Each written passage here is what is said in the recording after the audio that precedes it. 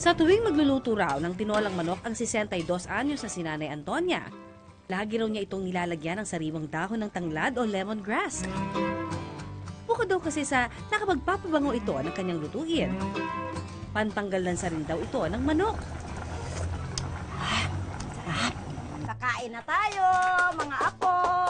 Masarap ang ulam natin! Ginagamit po namin yan sa tinulang isda, tinulang manok, ginatang tulingan, dinuguan. Halos lahat ng rekado ng ulam, nilalagyan po namin ng tanglad para po sa unang-unang mabango po siya. At saka pangalawa, makagaling sa mga sakit-sakit. Sa katunayan, para makatipid ang kanilang bakuran, tinaniman nila ng tanglad. Bukod sa paborito niya itong sangkap sa ulam, ipinanggagamot din daw niya ito sa mga samot-saring sakit. Yan po ang nagbibigay ng buhay sa amin. Kaya nakita mo naman yung paligid namin, no? Puro tanglad yan. No?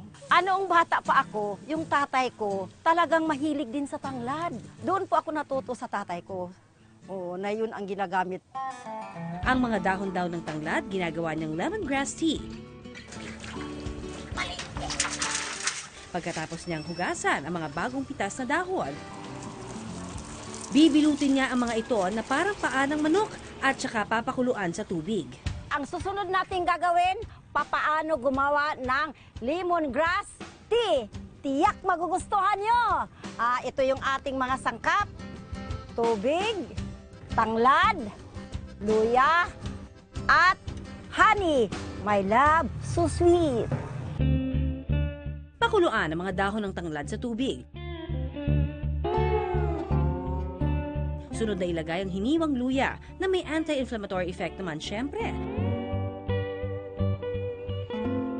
At saka timplahan ng asukal o honey para magkaroon ng bahagyang tamis. Pero ako kunti lang dahil diabetes pa more. Halo-haloin lang.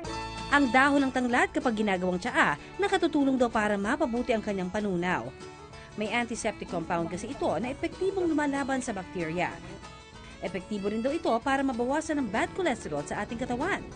May vitamin C na nakapagpapalakas rin ng immune system at nakapagpapaginhawa para sa may mga sipon at plema. Masarap, refreshing, all natural. Nagpapalabas ng mga di natin kailangan mga sangkap sa katawan na nagpapataas ng blood pressure. So kung meron kang high blood, inu-inom mo rin ito regularly, lalong-lalo sa umaga, napakaganda. Ang katas naman mula sa ugat ng tanglad, mainam naman daw ihalo sa langis. Epektibong pantanggal ng kirot na dala ng rayuma. Ang mga sangkap, tanglad, oil, buti, at ito yung salaan niya, at ito yung pangdikdik niya. Pakatasin ang ugat ng tanglad. Pagkatapos, ilagay sa maliit na botelya.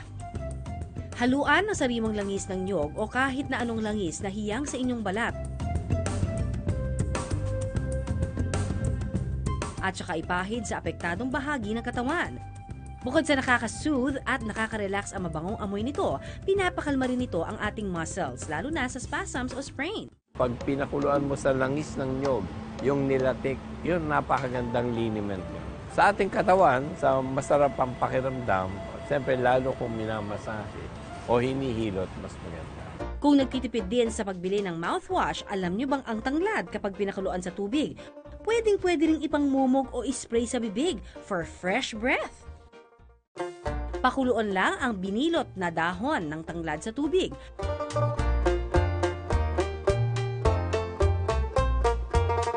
At kapag malamig na, ilagay sa maliit na sprayer. Nakatutulong itong pumatay ng mikrobyo sa bibig. Pwedeng bitbitin para gawing mouth spray anywhere you go. Alam mo talagang lahat kasi nitong mga halamang ito ay tinatawag natin may volatile oils. Ha? Siya ang pinaka-component nito. Ito talaga nakakatanggal ng mga bakterya sa bibig, masamang hininga. Ayon kay Dr. Jaime Galvestan, eksperto pagdating sa integrated medicine. Isa raw ang tanglad sa mga halamang may pinakamaraming benepisyo.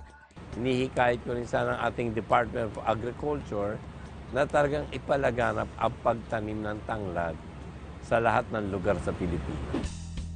Masarap isahog sa inumin at pagkain. Aprobado pa ng alternative medicine. Sa magagandang epekto ng paggamit ng tanglad, tunay ngang wala itong katulad. Maraming salamat sa pagtutok sa Pinoy MT. Para po sa iba pang kaalaman tungkol sa ating kalusugan, mag-subscribe na sa GMA Public Affairs YouTube channel. And of course, don't forget to hit the bell button for our latest updates.